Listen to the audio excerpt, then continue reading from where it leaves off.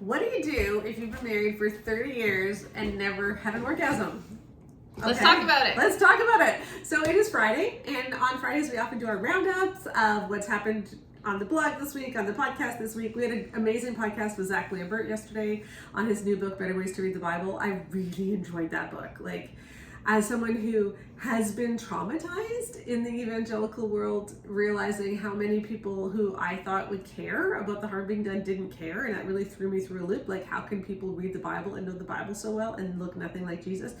This book helps, because sometimes we just get so disenchanted with scripture and because of what's happened around us. So this was really helpful. But we wanted to do something totally different for this Friday, which is just tackle some reader questions. Yeah, we get reader questions quite a bit on various channels, yes. And when we do, they often get put into a very large, document that, frankly, gets very large and scary, and we rarely open it. So we're making ourselves open it right now. Yeah. So here we've got two questions. One of them is from a woman who I can't even hear. You read it. I got to put my glasses on. Here, I'll read. Okay. Here's what she says. I've been looking for months for a framework where my husband and I can work on our intimacy and closeness. We've been married for almost 30 years, and the lack of open communication and deliberate maintenance of our intimate life has put us in a rough patch. And it occurred to me only in this last year that I've never had a full orgasm with my husband. Growing pleasure, but never that release. I tried one night in desperation to talk about it, but my words were interpreted that I don't enjoy intimacy, and it made him shut down. Really the opposite of the engagement that I had wanted. So how does one initiate a conversation that should have taken place 30 years ago? The good news is my husband is communicating he really wants a healthy and greater intimate life. But what could it sound like to share what I have not been experiencing? You've probably shared this in many podcasts and articles, so please feel free. Please share as you see fit. Yes. Okay. Great question. Really good question. And I think there's a lot of people in this space where so many women get married not even realizing that they're supposed to have an orgasm and not knowing what an orgasm is. I think in our survey for She Deserves Better, pretty much a third of women didn't know the female orgasm existed until after they were well into their 20s. So that's scary. So there's a lot of people getting married without even realizing, oh, okay, I'm supposed to I'm supposed to have some release first. And of course, in Love and Respect, Emerson Eggers literally says that women don't need physical release, right? They just need emotional release. So this stuff is all around our resources. So it is understandable that somebody, would go through purity culture, would get virtually no sex education, would get married, would not really know what arousal is supposed to feel like or orgasm. And sex is sort of feeling good sometimes. And so you figure that's what it's supposed to be.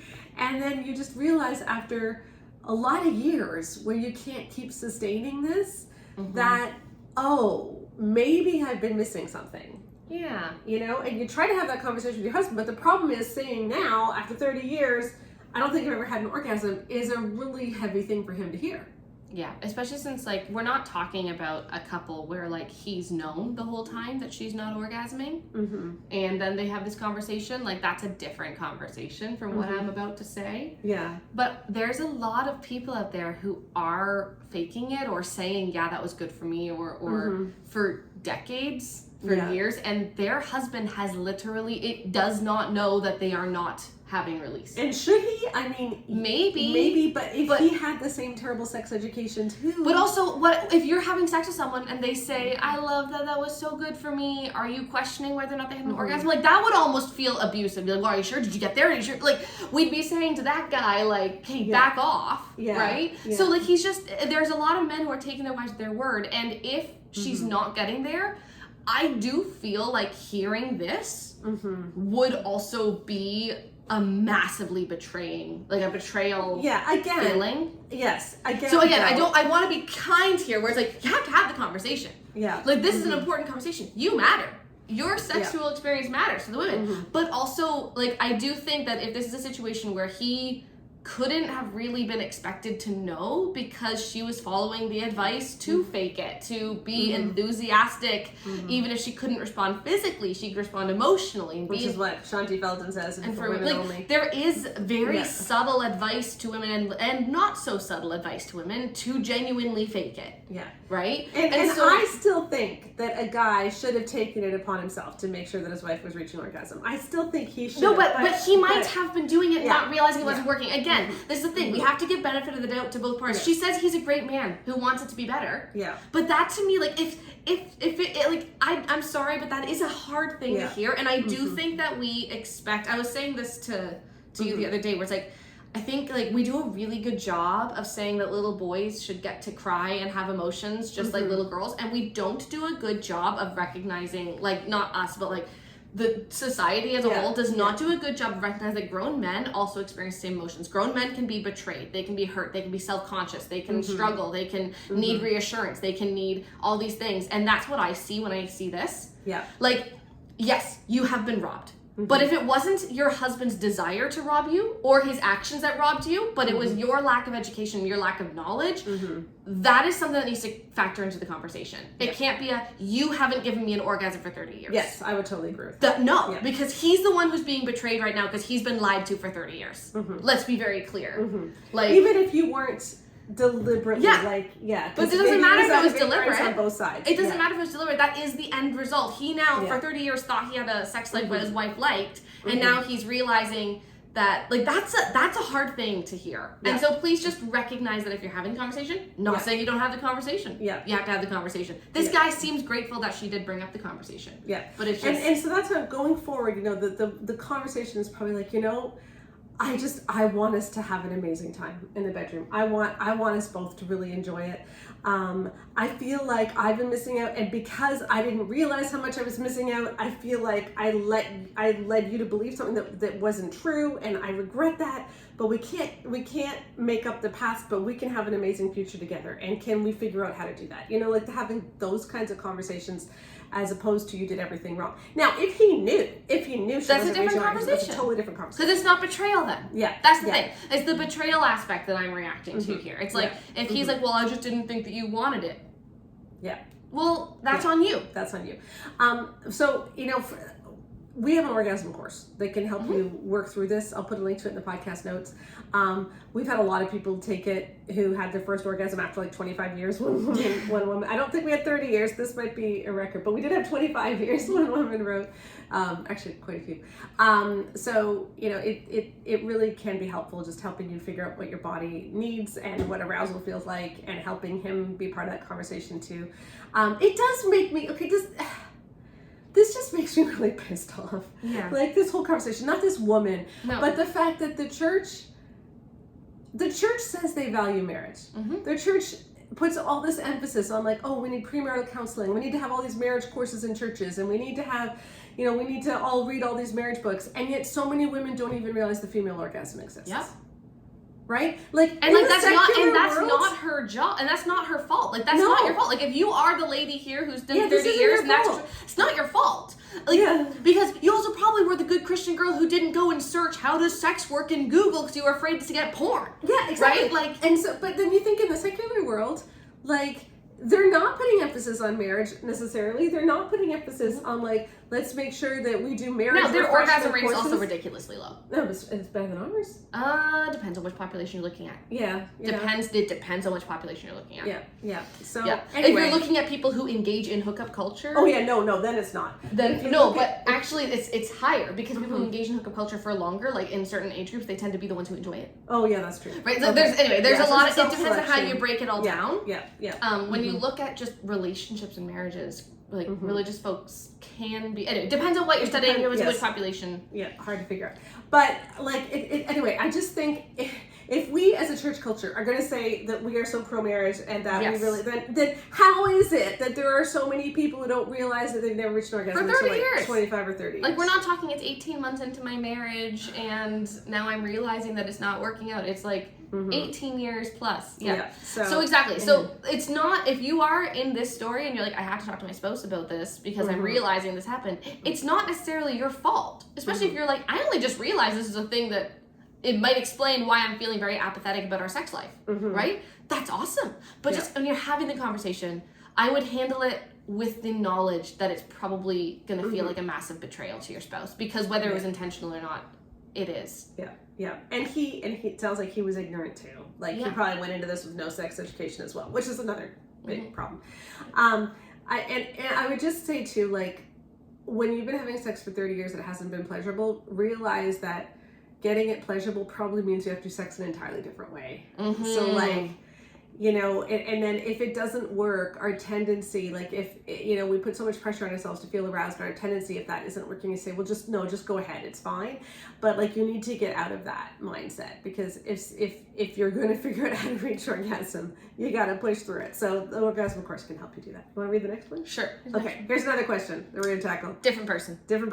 Yeah. I have a question I'm hoping that Sheila can address sometime on the podcast, or reader question. Yeah. Or roundup. How can Christians ensure they have a healthy functional libido before marriage? Most sexual advice for unmarried Christians tends to revolve around managing excess desire, but I find I have the opposite problem. Despite having a very happy and healthy relationship with my boyfriend of 8 years, I tend to not enjoy or even crave kissing. I can feel stirred reading or fantasizing about making out, but in practice it's like my senses are just numb. This is disappointing for both of us, and I often worry that I won't be capable of enjoying sex in the future. Although I was exposed to some purity culture messaging growing up, I don't feel like I really internalized the damaging parts we critique, and I'm curious what other factors might be at work here. I feel safe with my boyfriend and comfortable with my body. No known sexual trauma or adverse experiences with puberty. I'm a healthy 24-year-old. This might not be the most common experience in the world, but I've met others who feel similarly, and it can be very discouraging and confusing. Mm-hmm. We have a podcast about this. Yeah. We did a whole one about should you feel sexually tempted before marriage? Yes. Did we do a whole podcast on this? I'm pretty sure we did. It must have been a couple of years ago. Yeah, ago. like it was a while ago. Yeah. I'm pretty sure we did. Yeah. Because that's where I was like, you should want to touch the bits. You should want to touch the bits. That's right. Yes, you should want to touch the bits. Yeah. Yeah, it's coming up on episode 300 of Bare Marriage in like 2 months, and we're gonna have oh yeah, I think our patrons and mom have decided we're doing the best of my one-liners from the podcast. Well, so the patrons decided. The patrons decided, and we have submitted to their wisdom.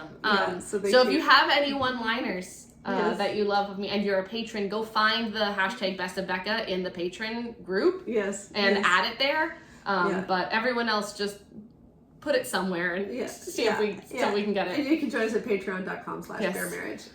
But okay, my overarching thing reading this is I don't know that she's physically attracted to him. I know. Like, it's like if you can get aroused by stories and romantasy and fantasy and stuff like that, but you don't want to kiss this person. Yeah. I think that a lot of the ways that we talk about how to choose a spouse in the church emphasize comfort over attraction. And like, although there is so much truth in attraction is not as important as character, we're acting like they're mutually exclusive. Yeah. We talked to a lot of women who said, you know, there was like the guy I was attracted to, but he was a bad boy kind of dude and wasn't reliable. And like looking at where he is now, it's like that was a good call to not date that. But then there was the nerd, like the guy who they personally weren't really like attracted to, but he was kind and he was good and he loved her. Collins. He was Mr. Collins. Yes. And they married them, and they feel now like. Like, they feel guilty because they're like, I can't give you the marriage you deserve because you're a good guy. And I've never been attracted to you. And of course, okay, mandatory reference here, you can have a good guy and attraction in the same package. Well, that's and that package would be called... Mr. Bingley, Mr. Darcy? Aragorn. Oh, Aragorn! I got my Aragorn reference. I'm handing it to you on a platter. Okay, because people got mad because we forgot last week. Oh my gosh, we did. I'm so sorry. I will work Aragorn back in and again. But that's the point, is there are Aragorns out there. Not everyone, it's not Wickham or Collins. You can get an Aragorn. Yes. Right? And you know what? Eowyn's Aragorn ended up being Faramir. And Faramir was also an Aragorn. Yes. But Faramir... No, but here's the point, though, is I think that we think that because they're a good person, we should be attracted to them. Yeah. And because I am safe and I like them, we should be attracted to them. But then we have to ask, but are you attracted to them? Because this is the person that if you get married, this is the person you do all the sex stuff with. Yeah. And that is not fun to do if you're not attracted to the person. If you don't really. It's not as fun, and neither of you deserve that. So my question is this someone who is not able to experience sexual attraction ever with real life people, and we've sublimated into like, I know she says romantasy, but romantasy is a very wide range. Have we like sublimated this into, does she say romantasy? She says, trying to look.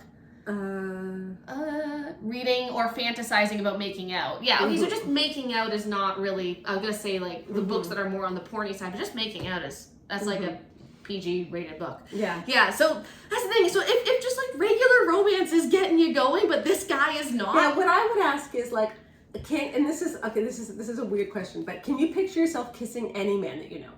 Like, because if you can't picture kissing any man that you know, then it could be that you've sublimated.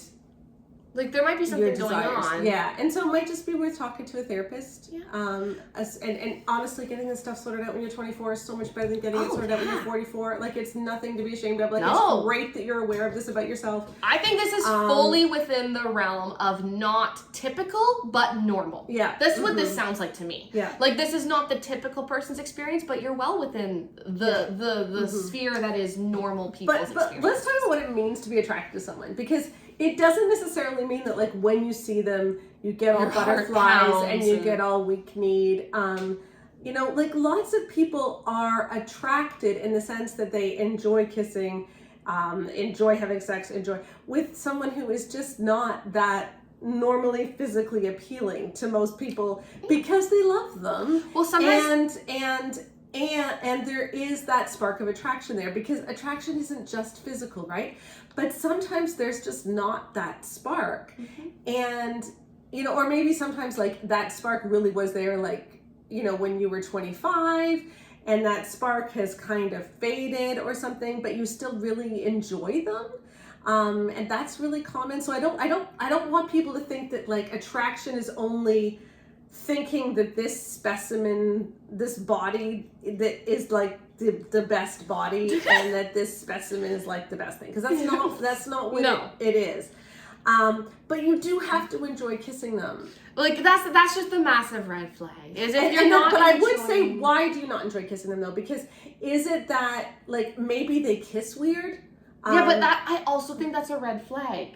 Yeah. Because I'm sorry, like if you're dating someone and they're just not able to read your physical cues very well, if you're not enjoying it, if you aren't motivated to want to keep doing this behavior, I just don't see how that gets better when you're married. Yeah. Like this is one of those things where kissing is quite frankly relatively easy.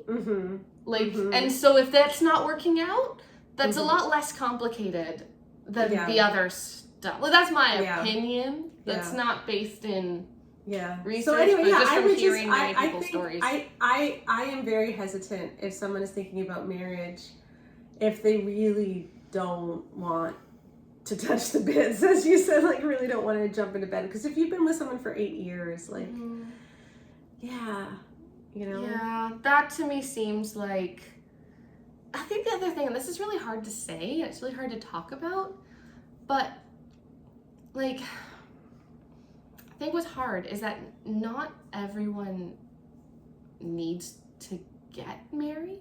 And if you're someone who just doesn't like physical intimacy at all, I think a lot of people who are personally like just don't really want sex have been pushed into marriages in the Christian church where then they have to do a very physical, intimate thing that can feel traumatizing if you don't want it and don't like it. And then this person who you married because they're your best friend and because you really love them, well, now they're also the person that's doing this thing you find distasteful to you for 20 years. Yeah. Like, so I think that it's hard because of how, like, the world is set up for relationships and marriage. But, like, if you're someone who really doesn't want physical relationship you're allowed to not want it. You're allowed to. You're allowed to build community in other ways, but I'm not about to sit here and be like, you should get married even if you're not physically attracted to someone, because I think that's setting everyone up for failure. Yeah. And, you know, as a church, we need to embrace other ways to have community other than marriage and couples. We would be so much better off. Well, it would also help the couples, too, because I think about how people are married, people who have different hobbies than them or different interests than them. And it's like, okay, so either we just never do stuff or we only ever do stuff that both of us kind of don't hate because that's where we can meet in the middle. Versus if there's just community events going on all the time, like maybe Roger goes to this one and Helen goes to this one, and then they do some of them together. Like, that's so much better. Yeah. So it helps everyone. We just need to be less marriage centric. Yes. In general. And give better sex advice. And give better sex advice to younger people, so you don't wait 30 years to have an orgasm. Okay. But neither of these women who are writing to us should feel broken. No. Neither of you should feel weird about this. I think both of you have very normal experiences, even if they're not, again, typical experiences, but normal experiences. Yeah. And, Yep. All right. You gotta turn it off. Oh, right. Sorry. Next week on the main podcast, I have 3 friends who are coming, and we're all going to talk about menopause because I had so many people ask me about that. So we are all going to talk about menopause and what we've been through, and it was a long conversation, but it's super fun. So yeah, we'll be there next Thursday. And if you're sitting here and you're like, well, I'm not in menopause, so I shouldn't have to listen to it, I feel like that means you should listen to it. Because then you'll have the information. One day. It's coming for you. It's coming. It's coming for us all. There is no escape.